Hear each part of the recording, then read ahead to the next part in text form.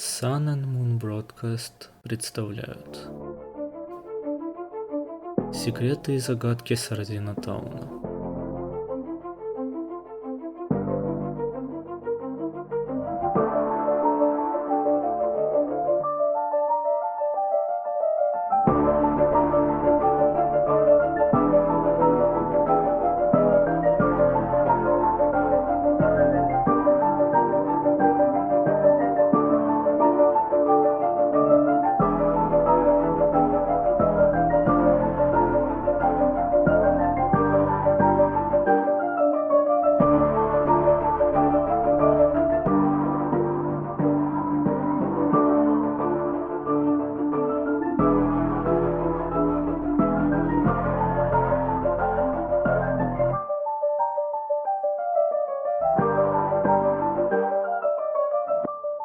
Выпуск номер 3. Мясо.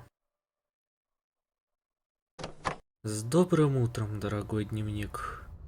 Ночь была очень неспокойной после того случая с лепреконами. Несмотря на наличие клетки, я все равно боялся, что ко мне в дом снова кто-то заявится и украдет все самое ценное.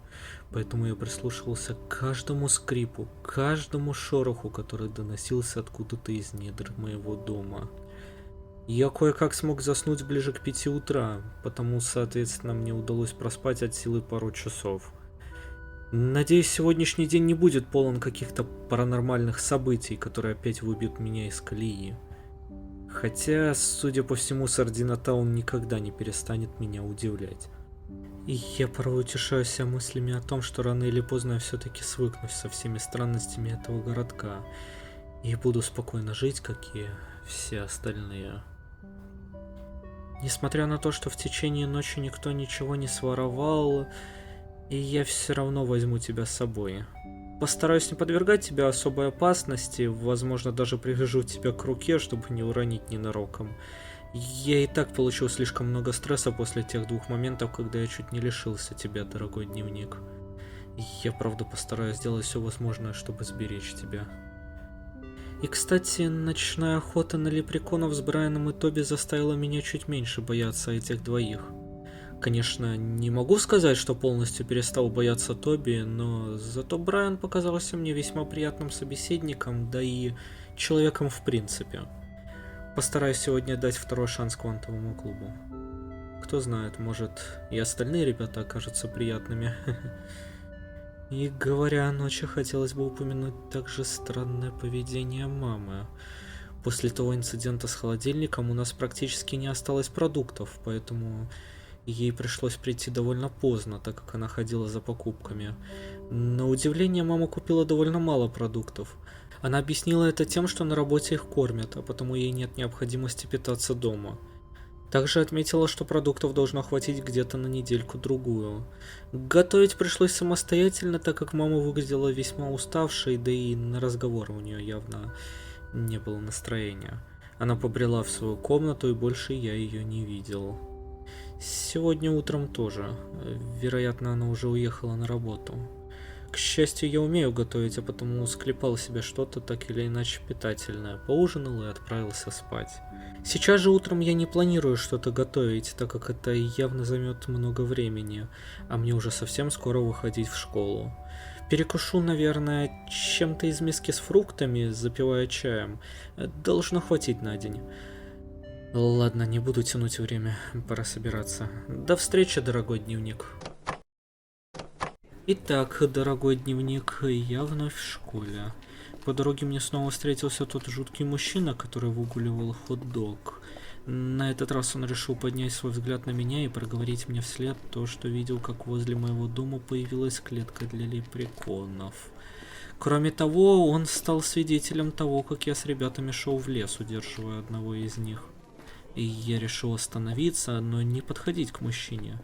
И я лишь повернулся в его сторону и спросил, к чему он это говорит. И я впервые смог лучше рассмотреть его довольно жуткий ледяной взгляд. Его глаза выглядели больными и уставшими, а на лице виднелись проблески седой щетины. Его голос слегка похрипывал. Не могу сказать, пахло ли от него сигаретами или нет, так как я стоял на довольно большом расстоянии от него. Хотя, возможно, хрипящий голос вызван не курением, а старостью. Мужчина явно не молодой. Тем не менее, после моего вопроса он слегка покряхтел, явно пытаясь посмеяться, после чего, метнув беглый взгляд на хот-дог, вновь обратился ко мне, говоря, не задумывался ли я о том, куда деваются лепреконы после их поимки в клетку. Вопрос весьма резонный. И я и вправду не задумывался о дальнейшей судьбе этих мелких тварей после поимки. Да и Брайан с Тоби особо ничего про это не говорили. И я ответил мужчине, что ничего об этом не знаю, после чего он медленно подошел ко мне, что было весьма неожиданно. Я попытался отшатнуться и сказать ему остановиться, но неожиданно для себя он остановился уже после пары шагов.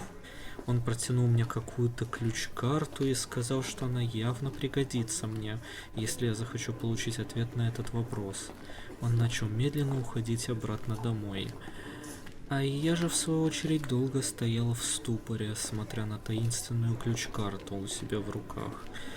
После чего я выкрикнул вопрос буквально за секунду до того, как мужчина вошел в свой дом. И я спросил, от чего эта ключ-карта, на что он, все так же прокряхтев, ответил, что она от места, в котором он долгое время работал.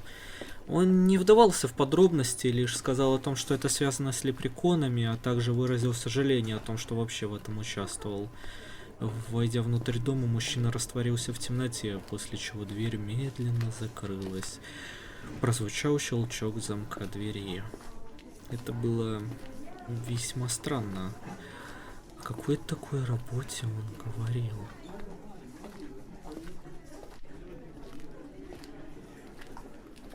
О, а вот и кабинет квантового клуба. Надеюсь, я не пожалею об этом. Мишель, повторяюсь, это слишком рискованно. Если что-то пойдет не так, то будет слишком много жертв. Робби, ты даже не даешь провести один простой эксперимент. Если ты так переживаешь за наших учеников, то почему бы нам не отработать все риски на каком-нибудь подопытном? Пойми уже наконец, проект слишком опасен. Если даже мы подключим Мартина к экспериментам, то это может попросту убить его. Как будто что-либо могло убить Мартина. Сам знаешь, какой эксперимент на нем не поставишь, он каждый раз выживает. Даже порой не понимаю, как такое возможно. Всему рано или поздно приходит конец. Данный эксперимент Мартин может не пережить. Ребят, у нас тут гости. Ну привет, новичок. Уже вернулся? Я удивлена, что ты вообще решил снова сюда вернуться. Да я сам от тебя такого не ожидал. Я, наверное, не вовремя. Я могу зайти чуть позже, если я помешал. Оставайся. Разговор все равно был не таким уж и важным. Робби, какого черта? Я все просчитала, многие моменты учла, а ты даже шанса мне не даешь. Я же говорю тебе, данный проект изменит не просто нашу школу, а город в принципе. Что за проект? Проект квантовой телепортации. Не спорю, весьма революционная идея. Но крайне рискованная из-за самой сути перемещения объекта из одного места в другое. Звучит довольно круто. Это и вправду очень помогло бы с передвижением по разным местам, особенно с такими коридорами, как в этой школе. Видишь, Робби? Даже новенький считает это интересным. Позволь мне хотя бы на объектах провести эксперименты, чтобы показать тебе, что у меня и вправду все давно просчитано. Тебе объяснить, в чем различие между экспериментами над неживыми объектами и живыми существами, особенно над людьми? Займись делом. И Маркус, подготовь давай проект, лучше который пойдем в был бы не кафетерий. таким Их опасным. спор явно затянется надолго. Да, пожалуй, ты прав. Я с вами. Не хочу здесь торчать и слушать ругань этих истеричек. Наконец-то спокойствие. На сегодня не в духе, верно? Да, она всегда не в духе. Что и не говори, она всегда найдет повод поскандалить. Ты просто ее бесишь, Тоби. Я бешу? Да я же просто цветочек, Брайан. Ха, если уж и цветочек, то разве что шипастая роза. Ребят, простите, что вмешиваюсь, но со мной тут одна странность приключилась по дороге в школу. Что такое, новичок? По дороге человека в плюшевом костюме встретил? Или бабушку с дымящей головой? Ее как раз частенько видно возле нашей школы. Бабушка с дымящей... Нет, не это. По дороге я снова видел мужчину, выгуливающего хот-дог и... Можешь дальше не продолжать. Это просто местный старикашка. Не самое интересное, что происходит в этом городе. Нет, Тоби, да слушай. Мне этот старик передал какую-то странную ключ-карту от какого-то места. Слушай, новичок, давай продолжим этот очень интересный разговор в кафетерии. Но погоди, я же так и не договорил. Не обращай внимания, Маркус. Дело не в тебе, просто Тоби, он всегда такой. Нужно лишь привыкнуть. Пожалуй, ты прав. Пошли тогда за ним, а я как раз с утра ничего не ел.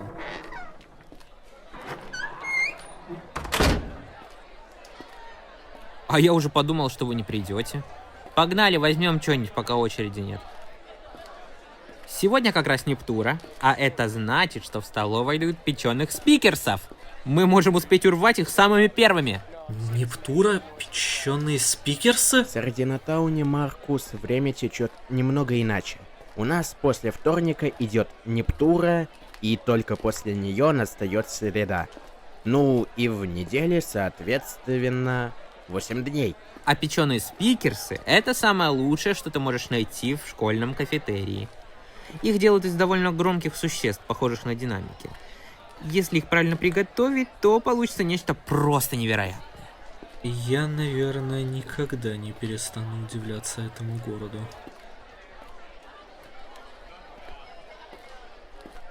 О да! Печеные спикерсы! Да уж, выглядят они, конечно, не очень аппетитно. А это еще что такое? Это яйца, Маркус.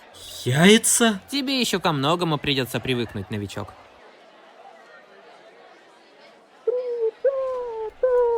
Да чтоб тебя... Ребята, держите!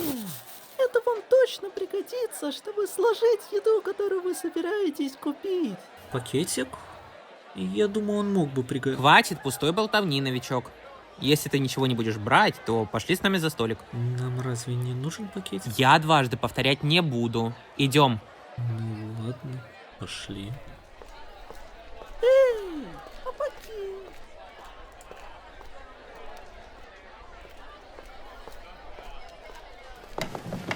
Этот парнишка, конечно, странно выглядит. Хотя, наверное, это нормально для данного города, но тем не менее. Я не думаю, что это повод так грубо ему Новичок, это один из тех чудаков из настольного клуба. Он ходит и предлагает всем свои пакеты. Если согласишься, он ни за что в жизни от тебя не отвяжется. Так еще и в свою шайку тебя заманит. Разве клуб настолок это такое уж плохое место? Звучит весело. Но не в этой школе, Маркус. Здесь клуб настольных игр не настолько веселое место, как может показаться на первый взгляд. Это темное место, которое не оставляет от тебя ничего. Оно поглощает тебя, высасывает душу, и ты перестаешь быть человеком. Серьезно?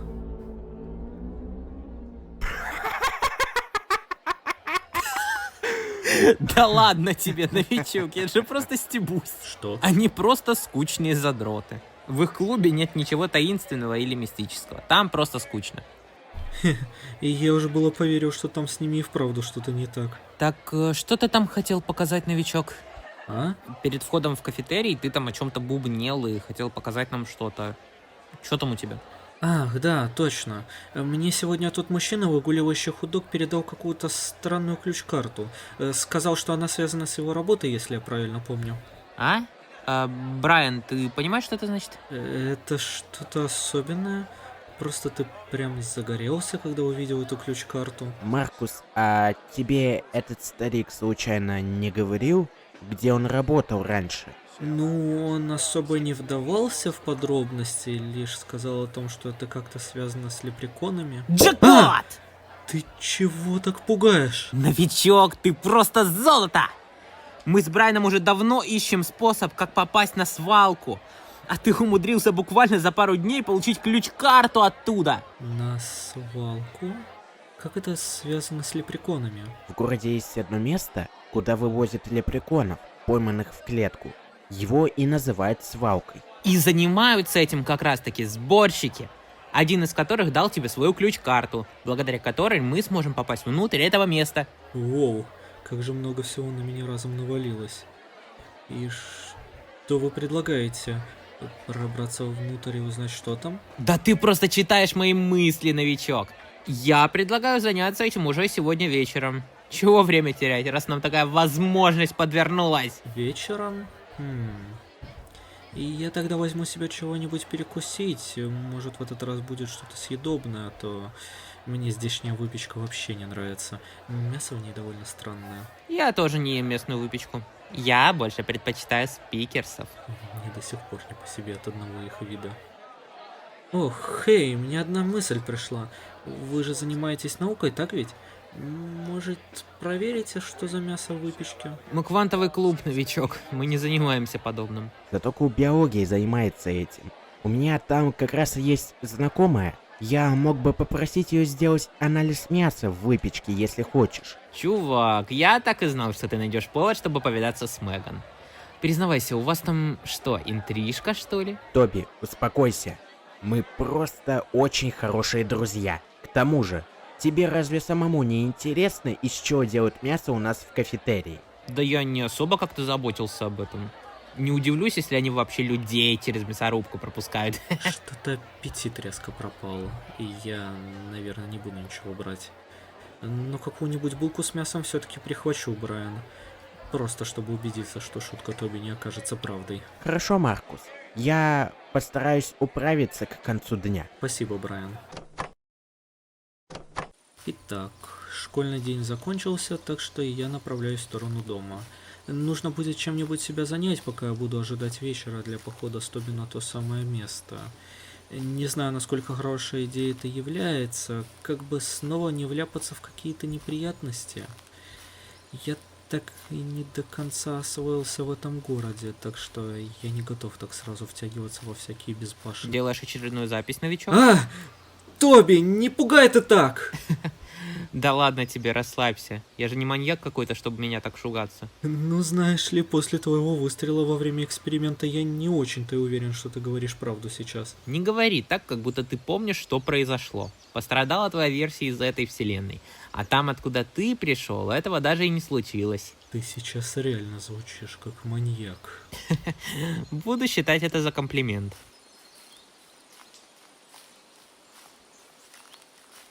Слушай, новичок, можно я у тебя отсижусь до вечера, если ты не против? Ну... Отлично, спасибо. Но я же даже ничего не успел сказать. Ты бы все равно не стал бы отказываться. И то верно. Слушай, Тоби, ты не знаешь, сны могут иметь какое-то значение? Мишель говорит, что сны — это продукт нашего сознания. Если ты, конечно, не вмешиваешься в свой сон при помощи специальных услуг. Специальных услуг? Ты не слышал? Здесь, в Сардинатауне, есть особая организация, которая занимается делами, связанными со снами. Через них также можно приобрести подписку, чтобы по ночам реклама не мучила.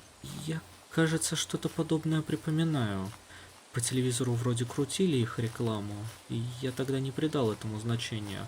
Но вот сейчас, когда ты сказал про рекламу во снах... Да, я часто видел очень странные товары и услуги от человека, которого я ни разу в своей жизни не видел. И я уже было подумал, что начинаю сходить с ума. Подписка недорогая. Ты можешь как-нибудь заскочить в их офис и приобрести ее. А онлайн? Тут вообще есть что-то вроде местного интернета? Просто я замечал, что многие в школе сидят в телефонах и часто где-то переписываются. Но меня почему-то сигнал совсем не ловит. Может, тут есть какая-то местная сеть? Да, новичок, тебе придется еще многое наверстать в этом городе. Ты, наверное, и про звонки через ручки ничего не знаешь. Да, ты прав, подожди, звонки через ручки? О боже, я никогда не привыкну к этому городу. Дорогой дневник, я так и не успел поделиться с тобой своими мыслями насчет прошедшего школьного дня. Меня прервал Тоби. Он попросил посидеть у меня до вечера, чтобы сразу отправиться в сторону свалки. По пути домой мы, кстати, зашли в продуктовый, где Тоби накупил себе кучу всяких кислых штук. Он явно большой фанат чего-то подобного. И я снова ему сделал чай с лаймом, сейчас он находится на кухне, и я же решил отлучиться в свою комнату, чтобы сделать запись. Итак, сегодня в школе я снова видел того странного парня в шарфе. На этот раз я смог его более отчетливо разглядеть. Рыжеволосый парень, который разговаривал с другим учеником. Половина его лица была закрыта, но тем не менее его глаза явно свидетельствовали о беспокойстве и даже панике, которую он испытывал. И я решил не лезть в чужие дела, потому разговор не подслушивал. Сегодня я также видел Робина, отчитывающего каких-то двух учеников. Делал он это в своей типичной манере, с активной жестикуляцией и обилием, как будто бы нарочно наигранных эмоций. И я особо не вникал в суть, да и мне, честно говоря, было некогда, и я тогда спешил к кабинету биологии, чтобы не опоздать в очередной раз на занятия. Поэтому я буквально чуть ли не пронесся мимо Робина и тех двух учеников. И, конечно же, Робин прервался, чтобы крикнуть мне вслед, чтобы я не бегал. И я перестал бежать, но даже так я сохранил быстрый темп, чтобы успеть в класс. И я уже начал чуть лучше разбираться в местных коридорах. Возможно, я просто уже начинаю понимать их паттерн, а потому мне становится все проще находить дорогу до кабинетов. Мне, кстати, начинает казаться, что коридоры не просто ветвистые и бесконечно длинные, а как будто бы они в принципе меняются. Порой один и тот же маршрут меня приводил в совершенно разные места. Возможно, я просто неправильно шел, но факт остается фактом. И если коридоры и вправду могут меняться, то мне придется прибегнуть к другим методам поиска более коротких путей к кабинетам. Честно говоря, мне начинает все больше и больше казаться, что проект Мишель с квантовыми телепортами и вправду является отличной идеей. И интересно, почему Робби так против него? Какую такую опасность это может принести? Тем не менее, на этом странности в школе не заканчиваются. На сегодняшнем уроке биологии мы начали изучать анатомию, и это было весьма шокирующее зрелище. В кабинете биологии есть дверь, ведущая в специальное помещение, где находится сам учитель во время перемен, а также его помощники. Так вот, один из помощников открыл двери, и из темного помещения начали медленно выкатывать огромную доску, на которой было пригвоздено человеческое тело. Тело было без головы, живот и грудная клетка были открыты, а мышцы вместе с кожей были оттянуты и прибиты рядом с телом на доске, с которой медленно на пол капали капли оставшейся в теле крови. Кровь, кстати, была странной, как и органы и мышцы. Они все имели непривычный красный оттенок, а синий? Это было очень странно. Оба помощника учителя были в лабораторных халатах, которые некогда были белыми, а сейчас же они полностью пронизаны той самой синей кровью. Они были в масках и шапочках, а также в специальных медицинских перчатках. Именно они и показывали и отрезали те или иные органы, о которых нам рассказывал подробнее учитель. Я решил прямо во время урока задать вопрос, который меня мучил с самого начала, как только в класс закатили тело. Неужели человека убили ради урока? В ответ ученики в классе принялись смеяться. Все смеялись, и я не мог понять почему. Учитель прокашлялся и сказал, что если бы я его внимательно слушал, то не задавал бы данного вопроса. На доске висит тело не человека, а, насколько я понял с его слов, некого существа, которое очень похоже по анатомии на человека, а потому их тела и используются для более подробного изучения анатомии. Весь последующий урок я просидел в шоке, стараясь лишний раз не поднимать голову, чтобы не видеть весь тот ужас, что творился возле учительского стола. После урока многие на меня оглядывались с легкой насмешкой. Для них это было обыденностью, но точно не для меня. Я абсолютно не был готов к чему-то подобному.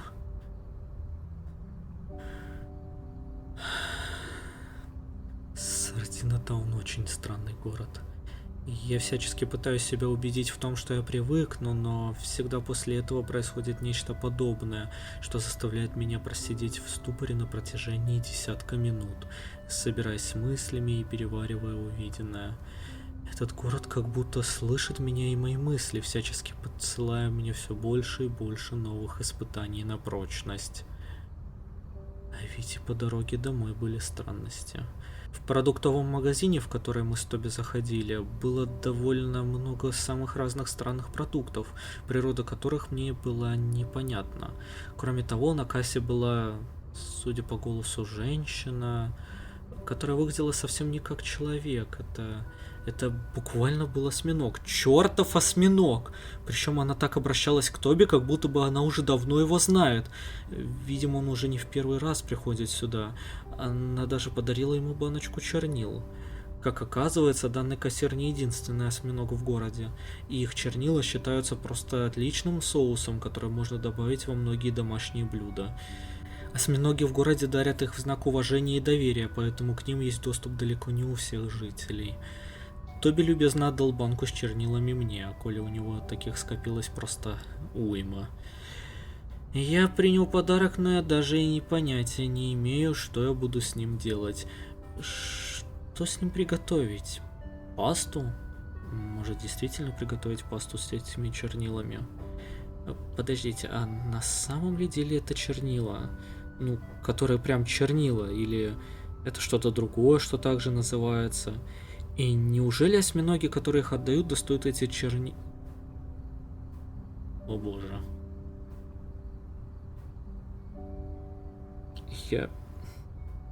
Я лучше предпочту не думать об этом. По пути мы также встретили собаку. По крайней мере, ее так называл Тоби. У данного существа тело было собачье, а вот голова... А головы, собственно, и не было. На ее месте было несколько рук, которые то и дело жестикулировали и хлопали, если вдруг кто-то подходил, либо когда эта собака сама к кому-то подходила. Тоби назвал ее милой и даже погладил. Я же не рискнул даже и приблизиться к ней. Она меня пугала. Причем явно только меня, коли все остальные, включая Тоби, относились к ней так, как будто бы перед ними не существо с руками вместо головы, а какой-то миленький маленький песик, которого можно и потискать. Сегодняшний день не перестает меня удивлять и даже пугать. А ведь мне еще также предстоит пойти вечером на свалку вдвоем с Тоби, к которому я еще не успел привыкнуть. В голове все равно всплывают те воспоминания о том случае в квантовом клубе. Надеюсь, что свалка окажется просто обычным питомником для лепреконов. Я явно не готов к очередному потрясению за сегодня.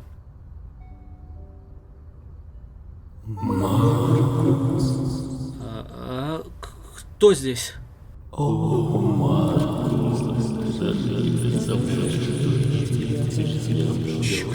Черт! Только не снова!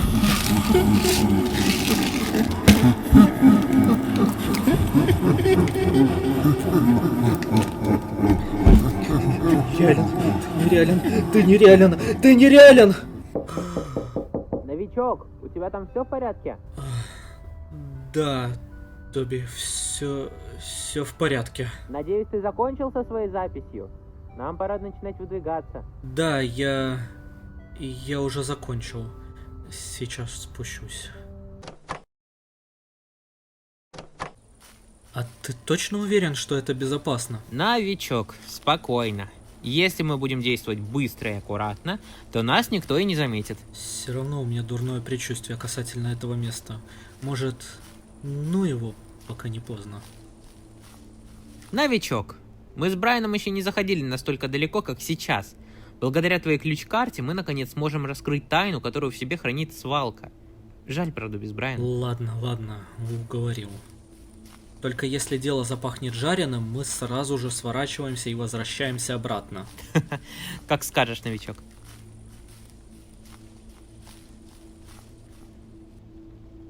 И как мы преодолеем этот забор? Просто перелезем через него.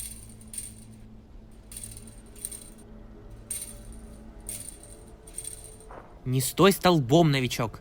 Все веселье пропустишь. Подожди меня. Ауч. Вот черт.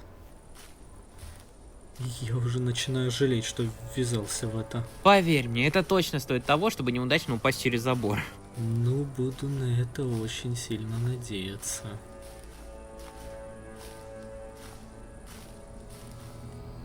Ну, давай, доставай свою ключ-карту. Будем надеяться, что тот старик не обманул тебя и не подсунул подделку. Джекпот! Воу, тут довольно просторно и очень ярко. Эй, новичок, посмотри! Коробки. Как думаешь, что там? Понятия не имею. Хочешь вскрыть? Что? Нет! Ты совсем что ли рехнулся? Нас же так точно поймают! Тише, тише, новичок. Чего ж так разорался? Я же просто пошутил. Хотя, по правде говоря, я бы и вправду хотел бы узнать, что там внутри. Слушай, а эти ворота случайно не для того, чтобы сюда въезжал грузовик? М? Рядом с дверью, через которую мы вошли, как раз находится кнопка. Может, сюда возят пойманных лепреконов? Тогда получается, в коробках их тела? Тела? Вот черт, новичок, кажись, ловцы идут. Черт, черт, черт, черт, что нам делать? Быстрее, за коробку!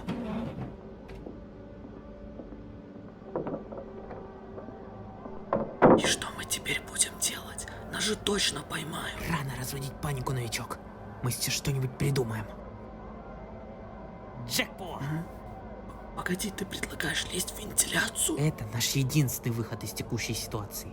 Если ты, конечно, не хочешь отправиться в лапы тех ловцов. Черт, ладно, только быстрее, пока нас не поймали. За мной! Ты вообще уверен в том, что мы сможем выбраться отсюда? Ключ-карта же все еще у тебя. Ну да, а что? В таком случае мы сможем вылезти неподалеку от ближайшего выхода. После чего свалим отсюда. Ты хоть знаешь, куда нам ползти? Понятия не имею, новичок. Новичок, смотри! О боже. Похоже, эти ловцы убивают лепреконов, чтобы потом отправить их в убойный цех. Ты думаешь, это конвейерная... Это конвейерная лента ведет в убойный цех? Судя по всему, новичок. Давай лучше поскорее уберемся отсюда.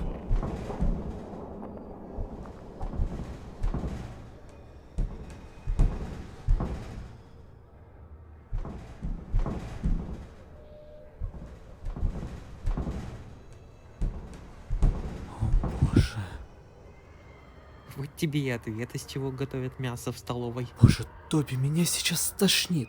Давай побыстрее сматываться отсюда. Как жаль, что тут нет Брайана. Я представляю его лицо, увидев он все это.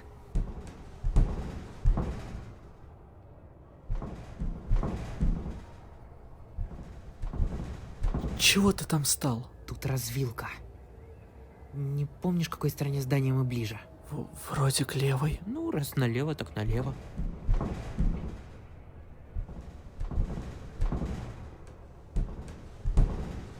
Что на этот раз? Тут решетка. Мы куда-то пришли. Погоди, я сейчас ее сниму. Только осторожно, чтобы нас никто не заметил. Новичок, не парься, я в этом профи. Мы... Где? Судя по всему, рядом с холодильными камерами. Новичок, глянь. Чего там? О, боже мой! Это все лепреконы? Освежеванный. Боже мой, какой кошмар! Закрой дверь, я сейчас вырву. Давай, держись, новичок. А то с тобой то же самое уборщица сделает, если ты тут беспорядок устроишь. Это не смешно, Тоби. Вот черт. Если это снова ты, то клянусь матерью нашего начальника, я тебе... Бежи!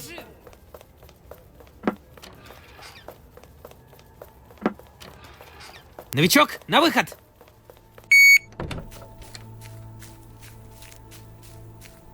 Скорее, новичок! Погоди меня!